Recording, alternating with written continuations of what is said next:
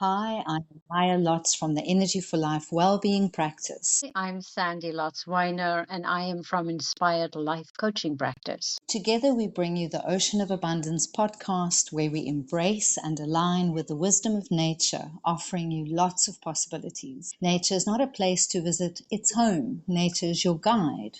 Come home to your true nature. In the second episode, we explore Reiki in nature. What is Reiki? How is Reiki connected to nature and your true nature?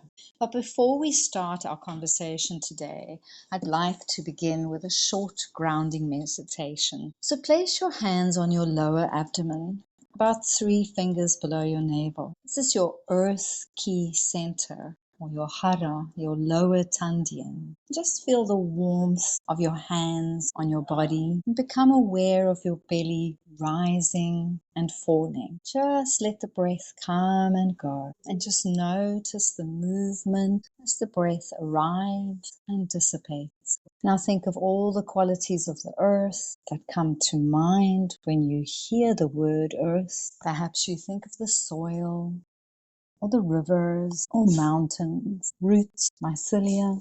Perhaps you think of your connection to other people, relationships, or maybe what came to mind are animals, insects, flowers, birds, or nourishing food. Come back to observing the ebb and flow of your breath and allow the breath to come, and no need to control it. And with your next inhale, imagine you're receiving all the nourishment from the earth you need in this moment. And on the exhale, you let go what no longer serves you, and you allow the earth to absorb and compost and renew that energy. Welcome, Sandy. How are you? Good morning, Maya. I am doing great. Thank you so much. Today is a good day. So let's unpack Reiki in nature. And for me, it is a little play on the word there. So what is Reiki? How would you describe Reiki if someone said to you, Sandy, what is Reiki? So the definition for me would be it's basically an energy practice, and it traces back to Japanese origins. It is about the wisdom and the higher power and a source of guidance for me. It's a life force or a life energy. And it is for me a connection to divine spirit. So for me, it's an earth spiritual bridge, the connection between life and the spiritual world. And it's a practice that I can do for myself at home, or I can share with others. And the basic principle for me there, or the reason why I would do that, is to create some form of harmonious life for myself, and to also make myself feel connected to each and everything out there in this universe. So, like a guiding light, like a centering piece, like a practical spiritual practice that I can do for myself. So I've been referring to Reiki in some of our previous podcasts as my companion. But in the last little while I've been reflecting, I've come up with actually, it is my favored navigation system, because I've not always navigated very well in life. I've felt like somebody forgot to give me the rule books. But now with Reiki as my companion, I have an excellent sat-nav GPS navigating system for life on Earth. I like that analogy. And so it's interesting when it comes to my personal life. For me, the Reiki principles and practices seems to be more natural to make my own decisions about my own personal life. But when it comes to maybe creating a business as an entrepreneur, which is a new venture I'm moving into after many years of being a professional person in a employment situation, I find that I don't have the GPS, right? And so I lovingly refer to Reiki as my silent business partner. Ah, lovely, lovely. And it's interesting when you mention that. I think back to, gosh, it was around 2000s when I, by accident, landed in a Reiki information session, and then ended up walking the Reiki 1, 2, 3 master journey. And I want to add here, because a lot of people have issues with the word master, and I look at the master Reiki level as I have committed, and I can say this now, but for many years this wasn't clear. I have committed to mastering the art of Reiki every day, as opposed to perhaps those original teachings, not unlike say, the yoga world that I'm also part of. If I look at the way yoga came into the West, so we look at yoga very differently now, and it's a similar thing has happened in the world of Reiki.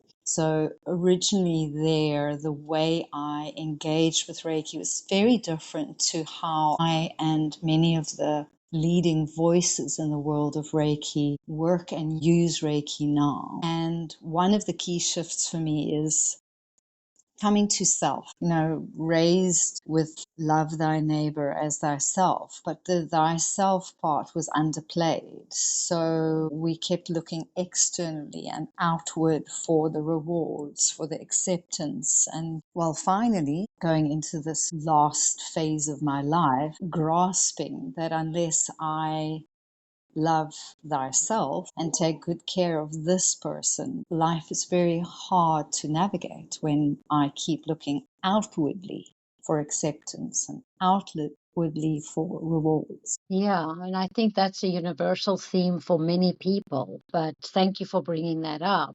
I think we are so conditioned to look to the fix, and a lot of there are certain things that need, hands-on magical steps to make it happen. But we always have this guiding light, this guidance from inside to help us navigate, right? And we forget. And sometimes I think that's what I like about Reiki, because it's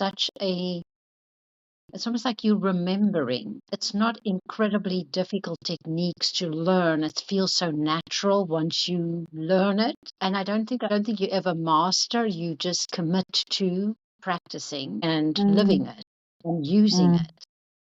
mm, And you're saying something about the yoga world, but I can tell you that even in the other day, I was doing a talk for my networking group, and it was on grief and how I became a grief coach. And I mentioned that before that, I used to be, well, I am a pharmacist. So you go to college and you get a piece of paper and then you start doing the work. And the practical work is normally very different to what you learned in college. And although you need the piece of paper for certain things like pilots, when there's licensing involved, pharmacists, doctors, that type of thing, you actually become better at what you do when you do the practice part, irrespective of what the grade was in the school. And so with grief coaching, for me, it was the other way around. It was the lived experience, which can't really get a paper. There's no paper for that. But yeah, okay. Eventually you start learning the theory behind the practice. And I think life is like that.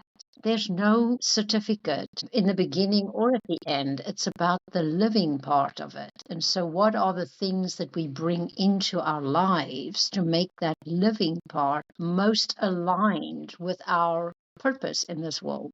And we all are looking for outside little things because we've just been conditioned, and it comes the whole time. I mean, social media will keep on telling you need something from outside of you, another course, another thing, another that. And some of those are handy, but only if you're going to integrate it into your lifestyle.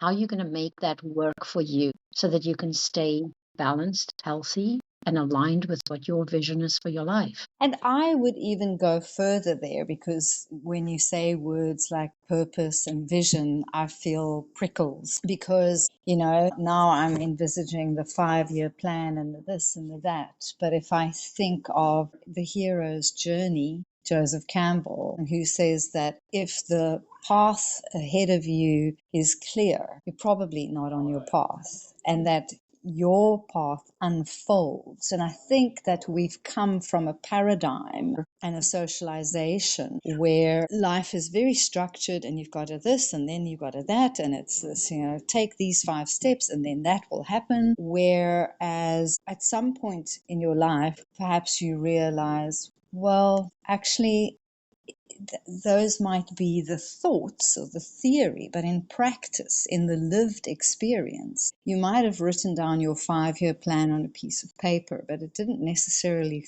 unfold that way. It evolved and it emerged day by day. I agree with you. It's not dissimilar to the going to college to get the piece of paper, and then when you start working in the field, it doesn't work like in the theory.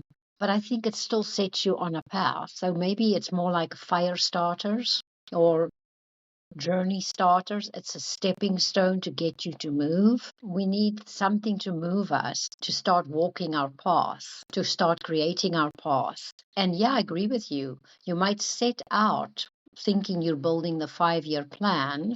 That was just the reason to get you going. It never works out exactly the way you want it to, and maybe it's not supposed to. You can make adjustments on the way, you can tweak, you can take detours, life will give you detours. It's it's an organic thing. So yeah, I think life in itself is our biggest teacher, mentor, and we just have to live it on a day by day basis and be as present as we can with what is going on so that we can take the next inspired step, right? And I think it's interesting because, in a way, I feel like we arrive in the world and we are innocent and curious. And then, in a way, we kind of go on this journey, meander away from ourselves. Then there's this something calls you home and you begin wandering back. And for me, yeah, Reiki has been part of that, what has brought me home to me. And there's been many a false start, as I say, it's been a couple of decades for me of starting the practice, but also seeing how the information around Reiki and the insights that have come now that there are more people involved and we have more information. So when I learned, I think my motivation was different for doing it, and I think the information available was quite limited. Whereas now I feel the body of knowledge and the many practitioners, there's more ease and there is this understanding of that it is a practice that brings you back to your true nature and not the layers of things we put over ourselves of who we are in the world, but who you are in essence. Yeah, I think it's a natural evolution of, when it was introduced, especially to us in the Western world, the Reiki precepts and principles. And I agree with you. It started out being very many set in a certain format. And I think it went with the times that when it was introduced, that was the way we accepted things, right? It had to have a specific structure. But if you fast forward to where we are now post COVID, so many things have become adapted and adjusted and tweaked, and we've pivoted and we've molded it. People work hybrid works. That was not a thing 20 years ago. You had to get up and go to an office and it had to look in a certain way. And I love how many more people have brought their own interpretation to how we can truly make Reiki individual without losing the whole picture, but it's adaptable to your lifestyle. And everybody is bringing more and more information as to how to make it a hands-on, day-to-day integrated experience, which I think is that's what people are looking for, and that's what people are needing, more than textbook structured ways. And that takes time. That's probably why we go in and out until we find a way to work with Reiki. Yeah, it's the lived experience, and also like sometimes you need to hear many voices, until you find, this now guides me in the right direction or in something that resonates strongly for me. I wonder whether it's also something about, there's something that you're saying about many voices. To me, it's yes, we learn something that captures our attention, but it doesn't I'm going to use the word become mainstream, because we might be the first one in our group to experience that.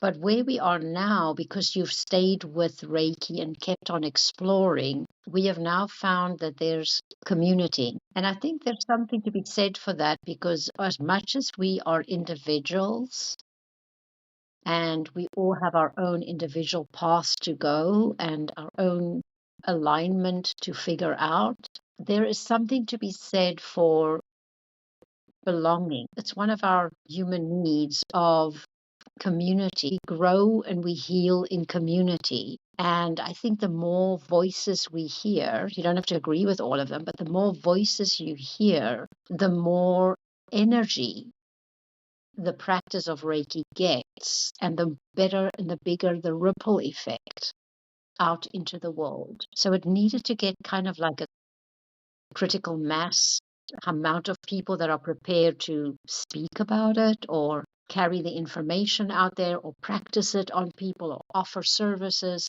for it to gain a momentum. And that takes time. Once again, that's the ripple effect of starting a movement and then continuing to gather the energy around it and improving it in the way we deliver it to other people. And I also think, interestingly enough, I think it's going to sound odd. Yeah, I mean, in a way, with both yoga and Reiki and nature, actually, I feel like science is finally closer to looking at those modalities or practices. There's more, where previously it perhaps was packaged in a very, I'm going to use the term woo woo, and for me, what I found is, when I call things woo woo, it was just people wanted you to believe how they believe. There wasn't this exploratory curiosity. How does that sit for me? There wasn't room for that. It was just,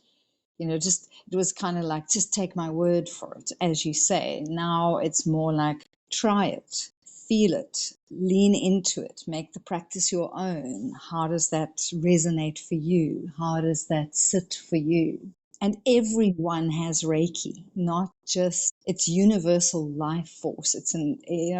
When a child falls and skins their knee, the first thing they do is they put their hands on it. We naturally know that we can put our own hands to our body. That's just one small element of Reiki. Keeps you alive. You didn't create your own breath. And you are this self-organizing organism. It boggles the mind if you want to look at it scientifically or spiritually. Right. And so, as you know, it reminds me, about 3 months ago almost, I fell and broke my wrist, as you know, and I ended up having to go to the ER. And while they were figuring out, shall we do an x-ray, or, where are the people to help me put the cast on, whatever they had to do, they left me in a little room, and I'm sitting there with my hospital gown waiting. And I thought, well, while they're figuring out what's the triage plan of action here, I am going to send Reiki to my arm. And that was beneficial for my arm. I do believe that, but also for my mental state at that point, right? My emotional state. And I kept on doing Reiki through that period of time as my hand healed, while I'm working with my doctor and my occupational therapist and all of those. And so when I went for my checkup with the doctor, he said, your hand is going well. And so I mentioned what I was doing. And I was so impressed that he put in his charts, she's doing Reiki on her hand. Didn't spell it correctly, but I'll take it. It was like such a warm moment for me that my orthopedic surgeon managed to put that in the chart. And that would not have happened 15 years ago. But we are now at that more of an inclusive kind of medical world, hopefully. And when I went to the emergency room because my cast was too tight, my physician's assistant talked about my aura.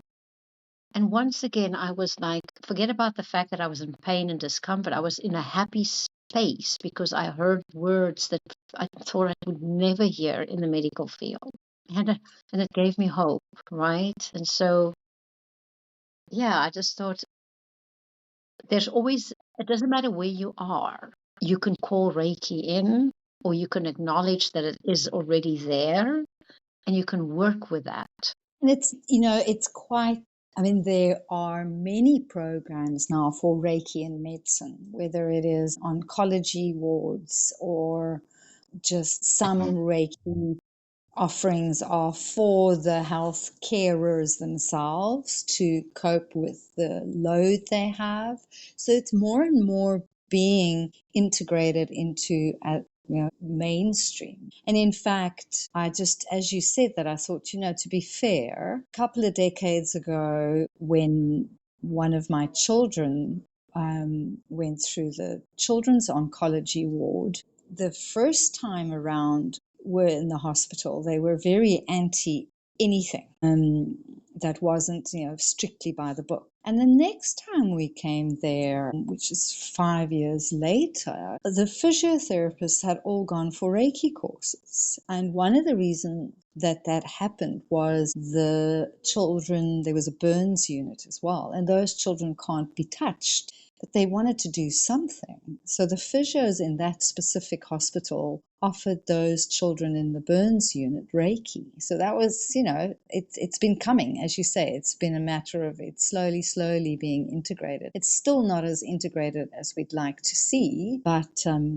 yeah, Right. that And I'm should. hoping that it will continue, that this will be something that we can become, it can grow more as we go forward. But getting back to the nature part, this is something I'm thinking about while I was, there's limited things you can do if you have one broken hand. So, but I knew I could still walk and I can still talk. So I found how if I was looking at what can I do today, or what do I want to do, or what do I feel like, my desire to be in nature was pronounced. It was enhanced. It felt like that was the soothing balm that I needed, besides doing the Reiki on a daily basis. Those were the two main things for me that kept me going, because my daily activities were not what it was before and I couldn't work. So, and even though you're at home, you don't really have the full use of your arms. It's not like you can do a lot of things, paint your house or do something like that. But I found that inherently my nature was to want to go into nature and to do things that are naturally feels healing and supportive for me. So it's just interesting how we know the path that we need to go on to. We don't always follow it. We sometimes second guess it, but we know that from on the inside what would be beneficial here for my healing, in my case of my arm. So that kind of brings me to one of the understandings of the practice of Reiki is that it brings us to our true nature. That these layers upon layers that we mentioned, where we socialize and we follow society's rules, as you said, we forget, and Reiki helps us to remember who we are in our essence as our unique sovereign being. And just an so, for someone listening who isn't a practitioner, why would someone see a Reiki practitioner? So, what I like about Reiki as a modality to work with, because it can address the whole person. Like I was saying, you can do Reiki for a physical something, but you can also do it for spiritual, emotional, mental rebalancing and healing. So it is such, we are so used to having systems where we are pieces and parts, and Reiki treats us as a whole. And I love that. I just love that. You know what I mean? It's like you might go in for the knee, but it's also going to work on your anxiety. And it's a practice that we can self learn. So self practice on ourselves, right? You can go in for a session with a person that has been trained, or you can become interested to train yourself. Doesn't mean that you don't still go for sessions with other people, but you don't have to leave it at having to go and see somebody only. You can do it as a daily stay healthy, stay balanced, stay aligned practice. So it can be part of a lifestyle. Yeah. And it's interesting also, I feel like I do offer Reiki and aroma Reiki therapy to clients. And when people ask me what happens, what do I do? I always say, I offer, I bear witness to you. It's not me doing anything. It's like you already have Reiki and I have Reiki, but I sort of feel like because I chose to walk this route and because I went through the journey, I then can go and hold space for that person and help you, to remember what it feels like. Just facilitate the space that it's the individual choosing to work with that energy. Right. And that is holding that space, providing the container for the space. That is really what the practitioner is doing, as you say, because it is available to everybody. We just have to be reminded. And it's for me, it's not dissimilar to, and that's why I like Reiki and as working with people that are going through grief and loss. We don't do the grief work for them if they come and work with me as a coach. We just hold the space for them so that they can intuitively do their grief work, right? But people just need to remember, once again, that's something that we've been grieving through the ages, or we've forgotten how to be with loss and grief, or any other difficult or transitions that you go through. We also don't know how to be with birth and death. So it's holding that space and letting the client find their own way. Yeah, it's like they can hear themselves better. Definitely, in this world that never stops talking, the world is always coming at us. So if you are not consciously or intentionally creating quiet spaces and places for yourself in your daily life, how will you ever hear your heart's whisper? And that is one of the reasons why I have a love affair with nature, because that is where you can hear your voice. But I want to bring in here that the average person now who goes into nature is plugged into something in their ears and watch on their arm and the this and the that. So you are talking about when you go into nature, you're not plugged into other things. You are present in nature. So that's kind of my play on the Reiki in nature. It's like your approach to the natural environment is in present. Right. And that is also why I think it's a need that I need to fulfill for myself on a daily basis. And maybe if you go back to maybe 20 years ago, the need was there, but it might have been different. It might have looked different. It might have meant me going into nature with another person. And it has changed because now there are times that is great. Like I'm going to do that later this afternoon with somebody. A lot of times I want to do it on my own. Even though people might be starting out by going into nature with running. That was how I started, running in nature. They made a start, right? So they have an opportunity to grow that activity and tweak it and model it and mold it to be more aligned with who they are becoming or who they are. And I think nature will help with that awareness. Reiki helps with that awareness. I think a big awareness, presence, acceptance, where if I look again, if I reflect on my own journey, when I started with Reiki and the way that it was imparted to me was this place to aspire to or something you gave to someone else. And now we kind of chuckle about it because I'm not giving anything to that person I'm working with. I'm bearing witness, offering presence, and they remember. And I'm not aspiring to anything. It is remembering I am whole already as I am, even with my broken wrist. This is part of my learning experience here on earth. End goal to be achieved, or it's that thing. What I'm trying to say is, often people say, I'll be happy when I have 2 goldfish. I don't know, married with 7 kids. I don't know, stuff like that. But you already are. So it's this, now we come to one of our favorite conversations, well-being. it addresses your well-being. That we always find reasons not to be and not to be well. And Reiki for me has helped me to soften towards myself, even in days, say, where uncomfortable emotions come up or challenging situations come up. I have learned how Reiki can help me navigate that energy and motion of, say, anger or frustration without having to act it out, or challenging conversations. I've done that as well, where I've just sent Reiki to the conversation I need to have. So that's a future thing. And for most of my life, I've been quite a worry pot.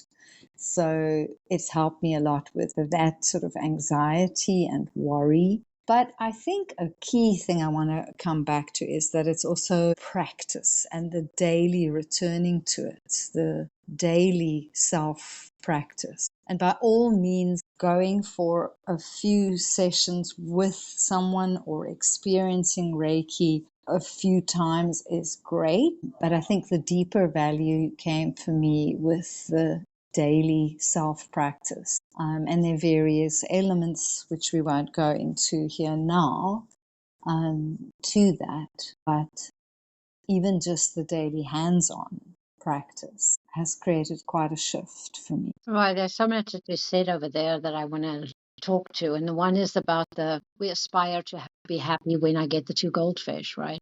And I chuckle because I always thought the book that I really should be writing is called In the Meantime, because we live in the meantime. We live Mm-hmm. before we got the child, the husband, before we dropped the 10 pounds or acquired the two goldfish. In the meantime, while my arm is broken, what can Mm-hmm. I do?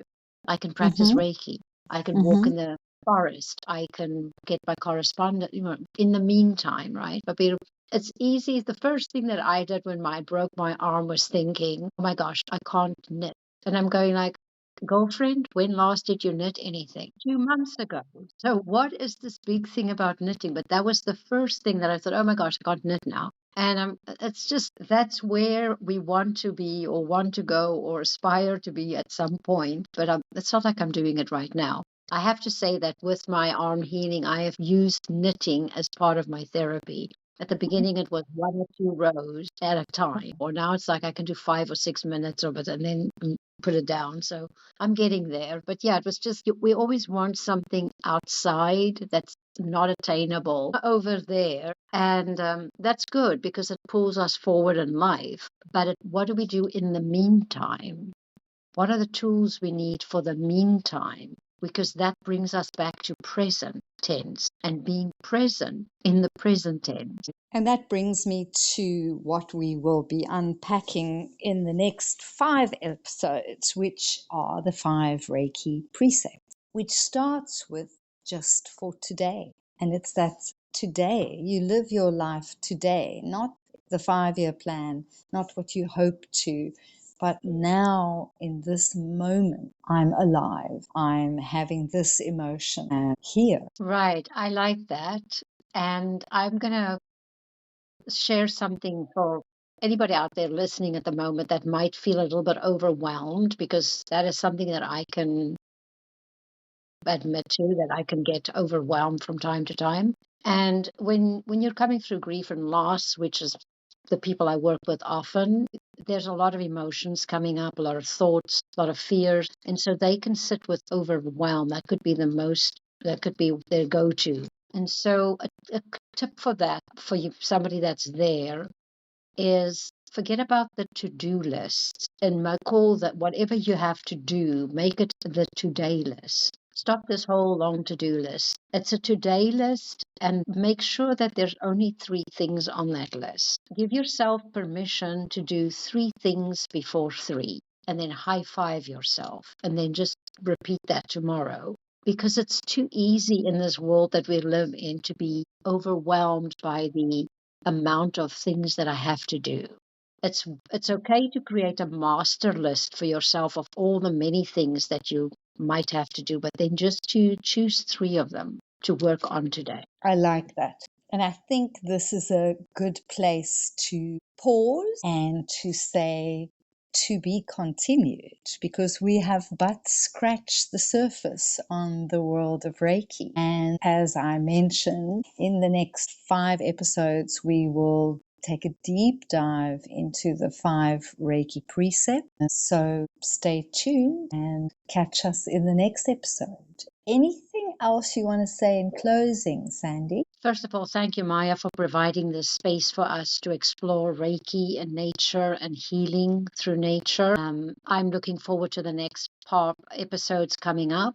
For today, I'm going to close by suggesting maybe just, if you can, find a time to spend some time in nature, just reflecting on what is coming up for you, and stay with the breath. That's always another constant companion, as is Reiki. And know that there is a light within you. Maybe you can't feel it right now, or maybe you don't see it in yourself, but it's there. You just have to keep on sparking that kindle that's inside of you. It is there. And so follow the light. The dark is there to help us navigate life as well. But know that there's light at the end of the tunnel, and just keep following that light. Beautiful. The stars don't shine if the night's not dark. Right. And even if it's dark for me, there's another little, you sit on the other side of the ocean, right? So in the beginning for me, it's like, oh, that's nighttime. I've got to go to bed. And then I would remind myself the sun is coming up for you.